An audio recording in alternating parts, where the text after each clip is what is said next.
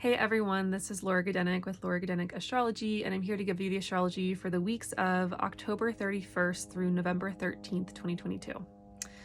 So we are in the midst of some intense astrology. There's a lot happening, or that has happened. First, we are in the midst of eclipse season. We just had an eclipse on the 25th of October at 2 degrees of Scorpio. The next one will be on the 8th of November at 16 degrees of Taurus. Eclipse season is always about changes, endings, and beginnings. And so this time of year when we have eclipses might feel a bit overwhelming. There might be a lot going on. It might feel kind of stressful. So my typical advice during eclipse season is to lay low, and, maybe not make any major plans or do anything major, and just take care of yourself because it can take a kind of a toll on the body. So we're in the midst of eclipse season. That's already a big deal. Jupiter just moved back into Pisces this past week, where it is at home. So every planet in astrology is at home in a sign or a couple of signs, or struggles in signs and doesn't get along in that sign. This is like ancient astrology technique. So Jupiter is at home in the sign of Pisces. It feels good there. And so whatever part of your chart that contains Pisces is getting inundated with really good things, Jupiterian qualities. So things like maybe an opportunity, perhaps renewed appreciation, a sense of hope or optimism or renewed faith. Or just like Jupiter in Pisces is generally like, it feels good there's like kind of a renewed sense of believing that things are working out for the best, or a renewed interest perhaps in a spiritual practice. It really depends on what part of your chart this is happening in as well. It's going to be totally different. If this is in your 7th house of relationships, marriage, and partner, then Jupiter in Pisces in that part of your chart might actually speak to your partner who's getting an opportunity, or your partner who's going through like a spiritual renewal, or your partner who is feeling really good and feeling very optimistic and confident and purposeful. So it might not even be about you. It might be about someone else in your life. So it really depends on where this is happening for you. So Jupiter will be in Pisces until, I believe, late December. It's only there for about 6 weeks before heading back into the sign of Aries. And then Mars just stationed retrograde in a square to Neptune. Mars is our energy, how we take action, how we do things. And whenever any planet retrogrades, it's going back over territory that it just traveled through. So we'll be reviewing, literally going back over what we've been traveling through since late August, which is when Mars went over the point in Gemini where it will station retrograde back to. So think back to, I think it's about August 22nd until now, until basically October 30th, what has been happening, particularly in the part of your chart that contains Gemini. And that, once again, this is going to be different for everyone depending on what your rising sign is. So whatever part of your chart that contains Gemini, this is where Mars is retrograding. This is where we'll be reviewing, going back over what have you been doing in that part of your chart since late August. And, there'll be a chance to do things again, to do it better for a second time, to refine, to get more clear on, because things are definitely not super clear right now with Mars in this square to Neptune, a planet about confusion and fog and delusion, and also hope and fantasy.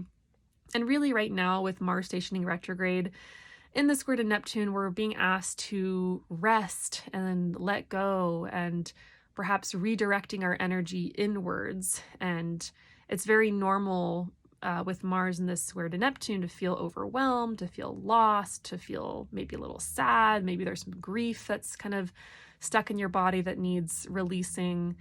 You might feel confused or scattered,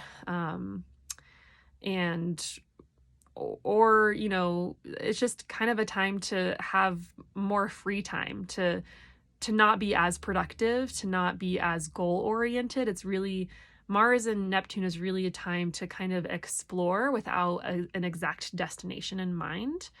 And we'll be feeling this Mars square Neptune energy through the end of November, and then it'll kind of dissipate as Mars moves away from Neptune, but then we'll kind of come back to this. These themes that we've been exploring and experiencing from early October through end of November, we'll come back to this in mid-January, because Mars will be back into this square with Neptune. So anyway, that's been happening. And is still happening. And then on top of that, we've had Saturn square Uranus basically through the entire month of October as well. Saturn is a planet about our structures and systems and things that hold us up, things that have been established and that have been around for a long time. And sometimes it can be old and outdated, right? And Uranus is a planet about change, revelation, revolution, updating, freedom. And so with this square, we might have felt some tension around wanting to change something, change like a foundation that we have in our lives and update it, make it more fitting for you, for who you are and where you're going and what you want to be doing. So, which is kind of, it's intense, right? Like Saturn Uranus squares are intense and can be difficult. And you know, maybe you're wanting to change something in the status quo. It could be something at work. Maybe you're sick of some outdated rules that don't make any sense, or your employer isn't paying you enough compared to other people in your industry. And so you're having to ask your employer for a raise. And so, you know, making changes to systems and structures that have been there for a long time. Or perhaps in your personal life too, like other, you know, this could have, those concepts can apply to so many areas of life. So that's we're still in the thick of that. We're still in the thick of eclipse season, all of these other major astrological happenings in the background. So just wanted to give some background info. And then really the first thing that happens this week in terms of the astrology is on Saturday, November 5th, when Venus in Scorpio makes an opposition to Uranus in Taurus. So Venus is a planet about love, relationships, beauty, women, aesthetic, one's values. And Uranus, once again, wants to change things. It's a planet about upheaval and freedom. So there might be unexpected changes in relationships, in love. You might have more rebellious urges in relationships, or beauty or pleasure or style or women's issues.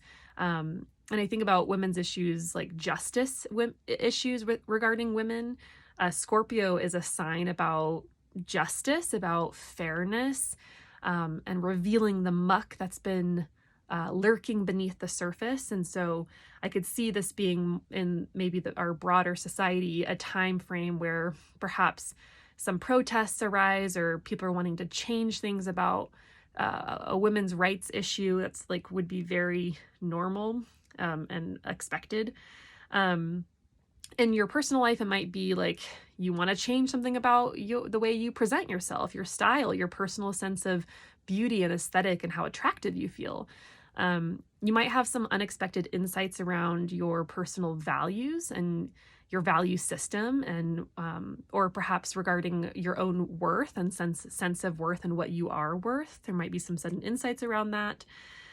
You might have an increased need for freedom in relationships, or wanting to explore something different in relationships, exploring a different relationship structure, perhaps step outside of the box in some way, maybe redefine a relationship. And in general, Uranus is a planet about revolution. So I think about revolution or change, like igniting change around these Venusian themes. So once again, beauty, relationships, love, style, values, money. What would a revolution, what would a personal revolution look for you around Venusian themes?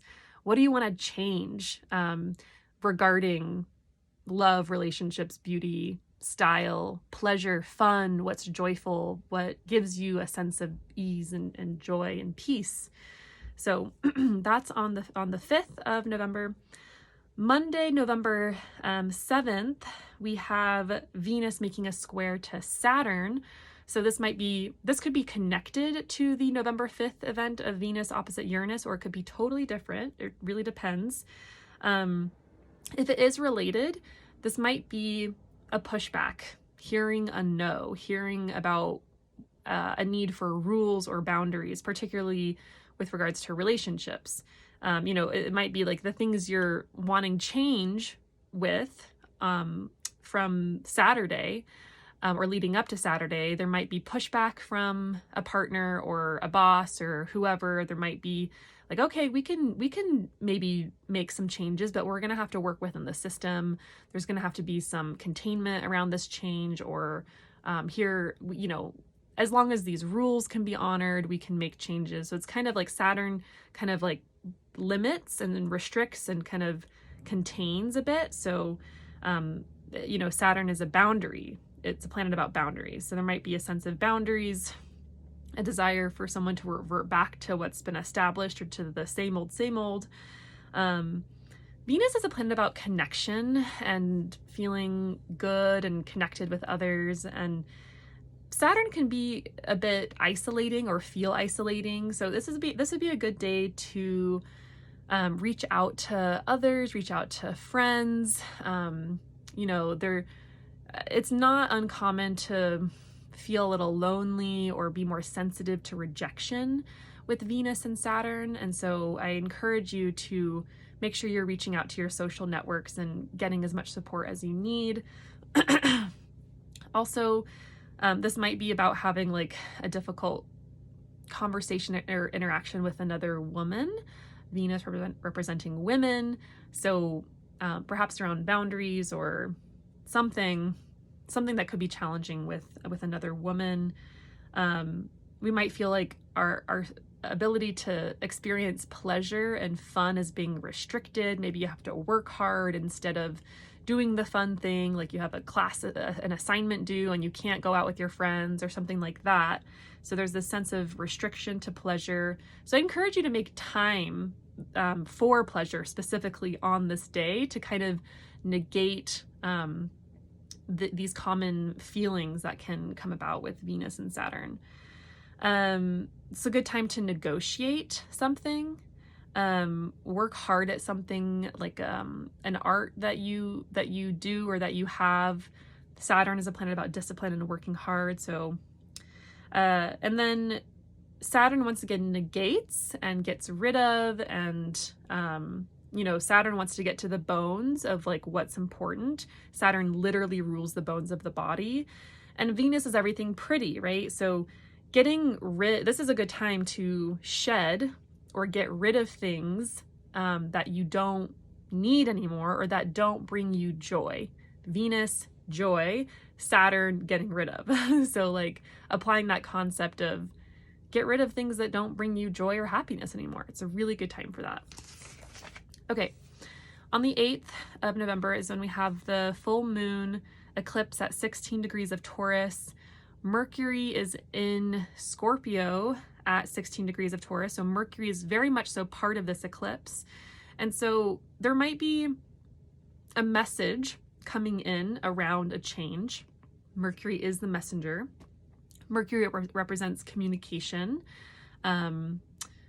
commerce, transportation, learning, marketing, networking, all of these mercurial things having to do with the mind and with words and communications. So there might be surprising news coming through or unexpected conversation. There might be a sense of needing to say something or needing to voice something, speaking up and out. This is going to impact the part of your chart that contains Taurus and Scorpio. So whatever houses those are, there might be an important insight or new awareness around mercurial themes or issues. So once again, around your own mind, the way you think, insights around commerce or business, insights or literally finding something out around like a transportation or technology issue. If you're having issues like, oh, that's what's been going on with my car, or that's what's wrong with my computer, like, so just kind of be on the watch out for that. And also like new ideas around like marketing or networking or like a newsletter or something like that. But definitely expect changes to be taking place in the part of your chart that contain Taurus and Scorpio. And this will be really over the next several months that the changes could be taking place. It doesn't have to be like right now. Thursday the 10th, Mercury makes a square to Saturn. This kind of is a similar feel to when Venus made this square to Saturn a couple days before. This feels kind of like being up against an authority figure or what the establishment or what's been established, and having to have a hard conversation around that. This might be about having some challenging mental work, having to apply yourself mentally to something that's like difficult or hard. That I think about like writing a paper, right? It's a good time to study. It's a good time to get things done, to think about the long term and plan for what's sustainable and what can be accomplished over a long period of time. Let's see. It's a time to really be honest and speak with integrity, particularly around your boundaries and figuring out what works for you and with someone else if this is about a difficult conversation you have to have. Okay, same day, Venus makes a trine to Neptune. This could either help the situation with Mercury square Saturn, or it could be regarding a totally different part of life. So Venus trine Neptune could make things more smooth or easy with the difficult conversation or the challenging mental work, or it could be totally unrelated. Venus, pleasure, romance, relationships, connection. Neptune is like the planet of like wanting to escape reality. And sometimes we need to escape reality. Let's be real. Like sometimes just like watching Netflix and eating ice cream is what needs to happen. And sometimes it's like, okay, meditation or yoga needs to happen. And that's a way that we can escape or kind of access this like oneness consciousness. Or maybe Neptune can be about reading fantasy novels and escaping literally into a different like magical world. Speaking of which, make time on this day to escape. Make time for romance, things like poetry, movies, spaciousness for pleasure and fun. That's really what Venus trine Neptune is about. And also just it's a really nice time for connection.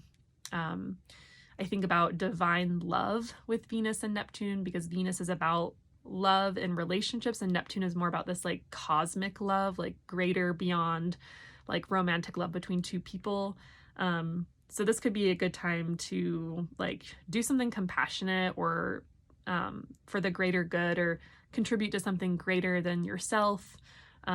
So that is that. Saturday the 12th, Mercury in Scorpio makes the trine to Neptune. Similar themes to when Venus just made this trine.